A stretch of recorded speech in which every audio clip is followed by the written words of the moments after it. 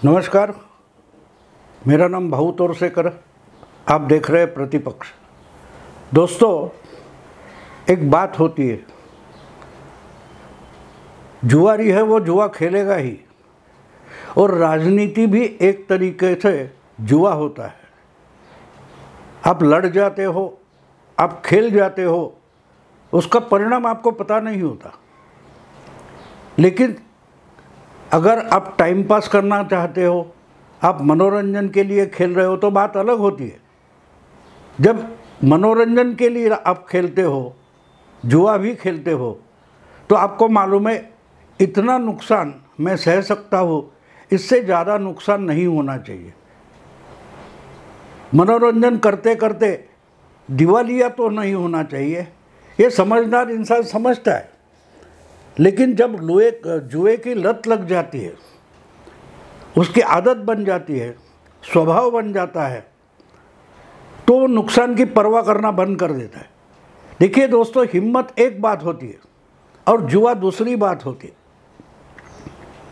लड़ाई अगर है तो आप जान जाए कोई परवाह नहीं, लेकिन लड़ लेते हो। लेकिन वहाँ कुछ जीतना होता है। अगर कोई कुछ जीतना ही नहीं है, जीतने जैसी कोई बात नहीं है, फिर भी जब आप टाइम पास के लिए, मनोरंजन के लिए जुआ खेलने जैसी बाजी लगा देते हो,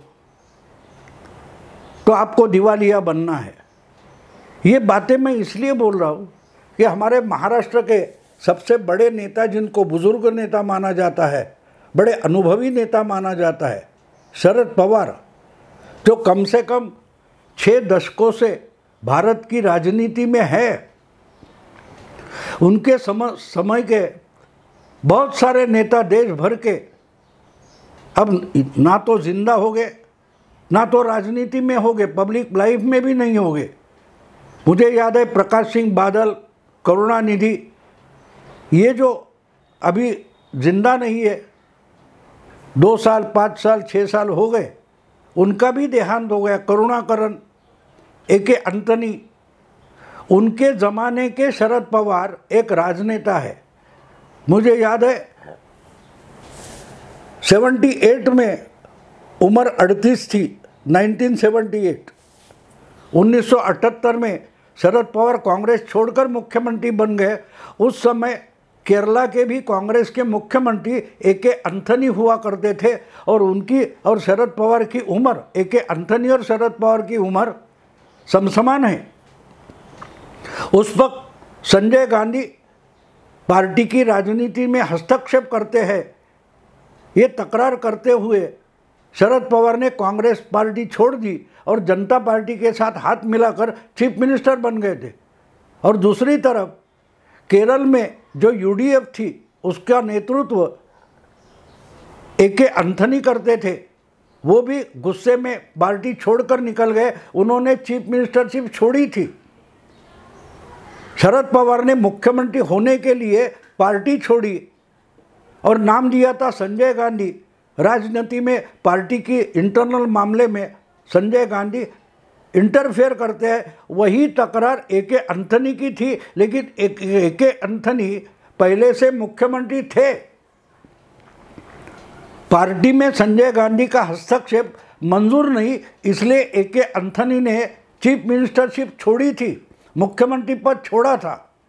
और शरद पवार ने वही कारण दिखाकर एक बाजी खेली और विरोधियों से हाथ मिलाकर पहली बार चीफ मिनिस्टर बने थे। ये पुरानी बात मैं इसलिए बोल रहा हूँ कि उनके समय के बहुत सारे राजनेता अब राजकीय पटल पर बचे नहीं है। उसी समय के प्रकाश सिंह बादल है, जो जनता पार्टी की गवर्नमेंट में, मोरारजी देसाई की गवर्नमेंट में मंत्री बने थे, बाद में जाकर पंजाब के मुख्यमंत्री भी बने। करुणाकरण केरल के ही मुख्यमंत्री है। करुणानिधि, वो भी उस समय के मुख्यमंत्री थे। तो शरद पवार के समकालीन कोई नेता आज देश की राजनीति में बचे नहीं, तो शरद पवार कितनी बुजुर्ग है आप समझ सकते हो। उसी समय के ज्योति बसु थे, उनके चेले माने गए बुद्धदेव भट्टाचार्य हट गए राजनीति से। लेकिन शरद पवार आज भी बचकानी हरकत राजनीति में करते आ रहे हैं। और एक उन्होंने मुंबई के या महाराष्ट्र के पत्रकारों को, मीडिया को हाथ में पकड़ के रखा है, पत्रकारों का मीडिया का जनान खाना बना रखा है। सर पर बाल नहीं, फिर भी शरद पवार बाल को हाथ सर को हाथ लगाएंगे तो बोलेंगे शरद पवार ने बाल खुजाए। इस तरीके के चमचे मीडिया में शरद पवार ने पैदा किए और शरद पवार की गलती पर भी ये लोग हमेशा उनकी आरती उतारते रहे। शरद पवार ने एक खेल खेला तो वो कैसी बाजी है, उसमें नुकसान शरद पवार का हुआ, उनकी पार्टी का हुआ। जिस खेमे में शरद पवार है उसका नुकसान भी हो गया, तो वो भी फायदा कैसा है।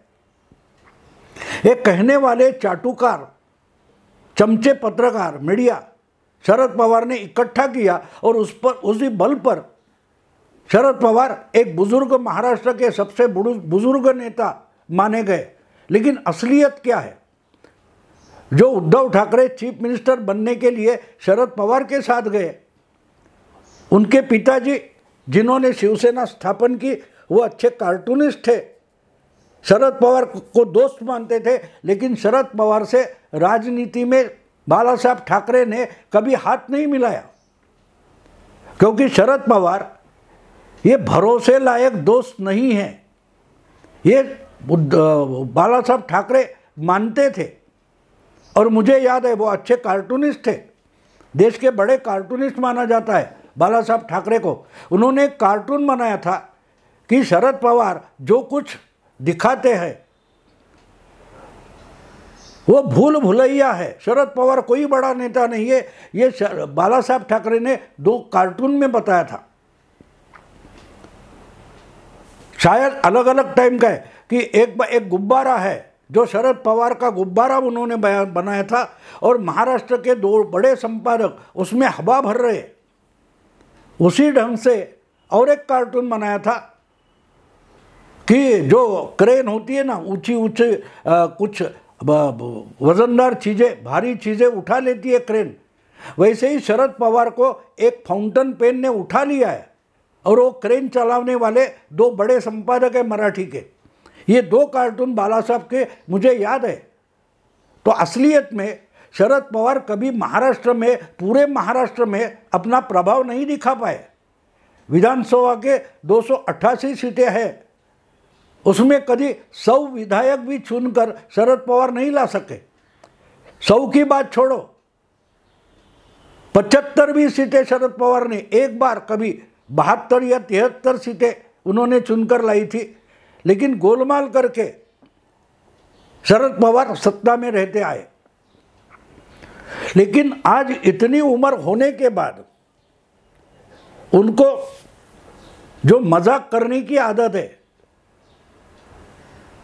फालतू की बातें करने की, बचकाने खेल करने की आदत है, वो उनसे छूट नहीं रही है। और उससे इनका पूरी दिल्ली में और महाराष्ट्र में कभी कोई भरोसा नहीं करता।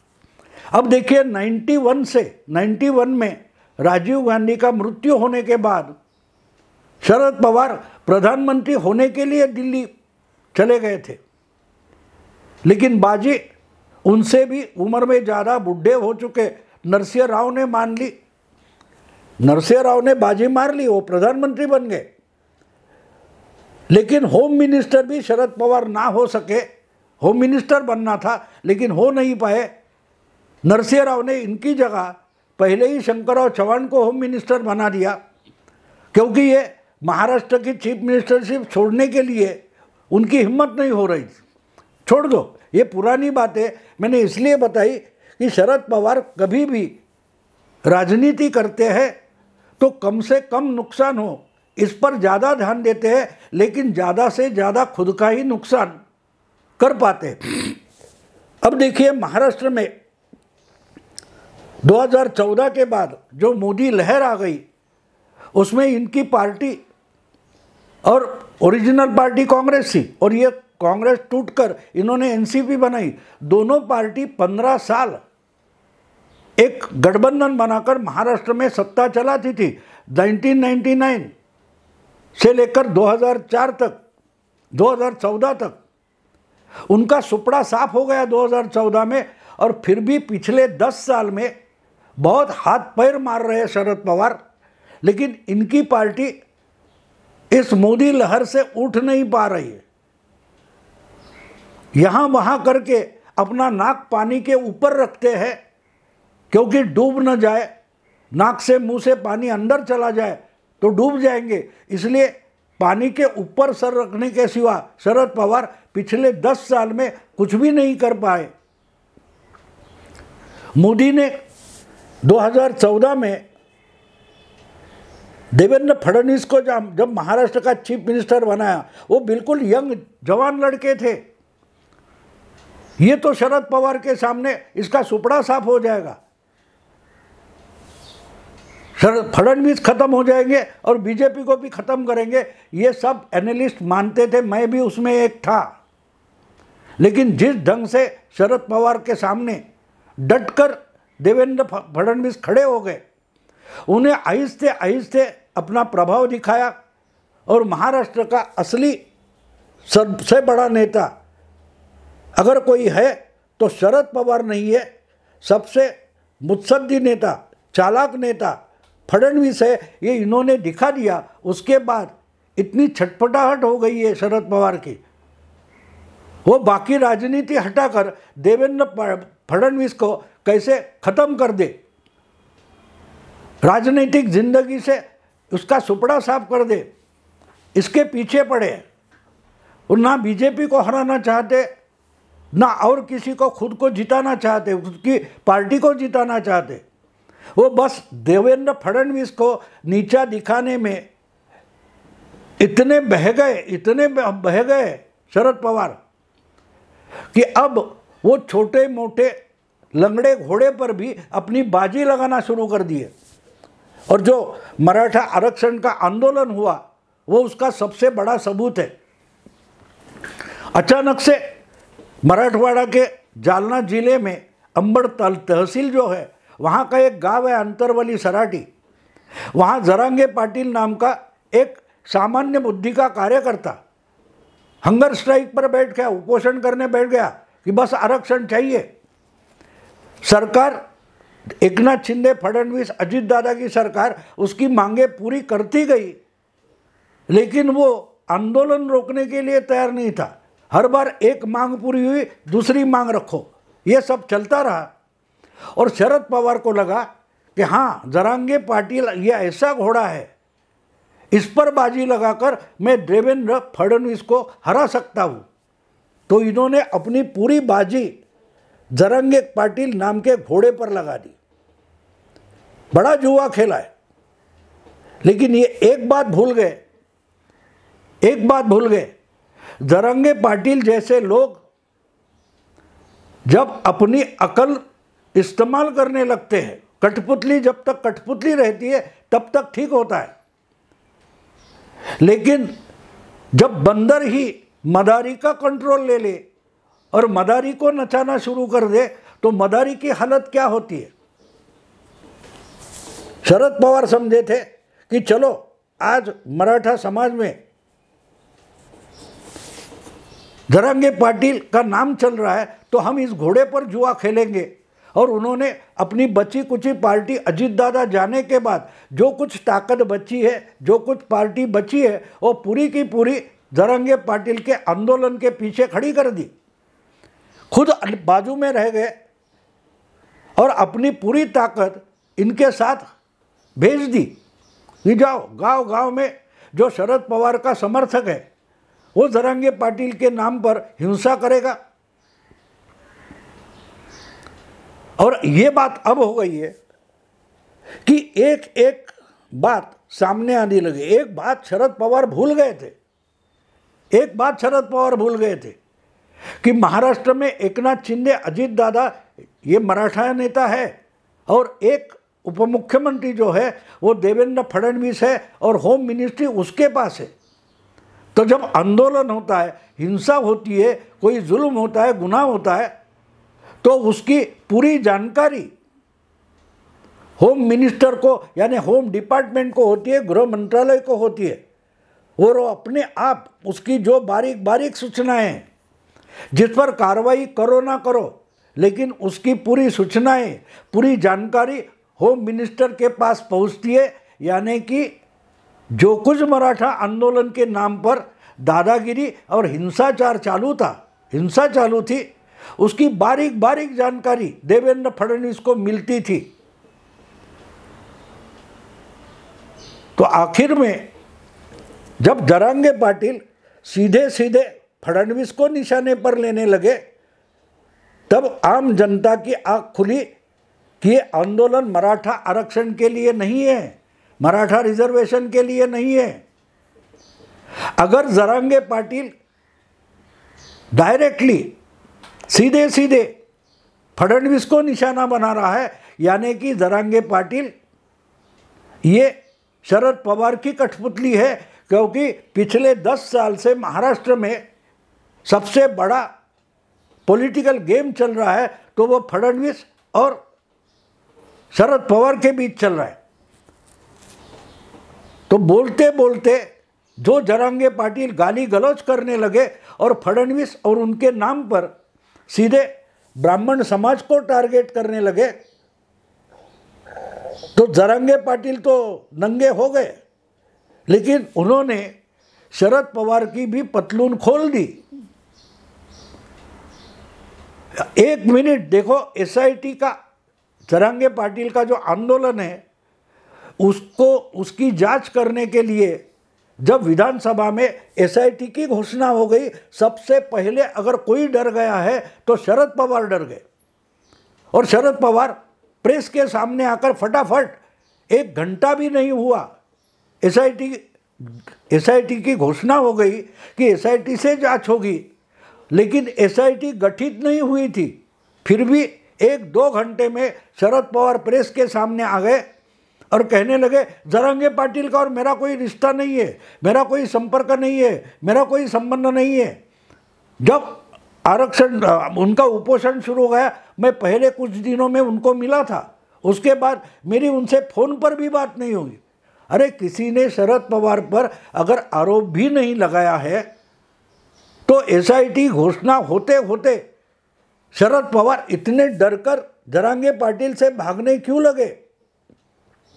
क्योंकि अब जरांगे पाटिल ये शरद पवार की पूरी राजनीति के गले की हड्डी बन गई है। ना उगलते बनती है, ना निगलते बनती है। और जरांगे पाटिल अब खुद ही इतने बड़े हीरो बन गए, रजनीकांत या अमिताभ बच्चन बन गए, कि वो तो शरद पवार की ऑर्डर मानने से रहे, जिसको हम अनगाइडेड मिसाइल बोलते हैं, जो क्षेपणास्त्र होता है, वो अगर गाइडेड होता है तो जहाँ निशाना है वहाँ जाके गिरता है, और अनगाइडेड होता है या जिसको कोई मार्गदर्शन करने वाला नहीं है, वो कहीं पर भी जाकर गिरता है, शायद छोड़ने वालों पर भी गिर सकता है।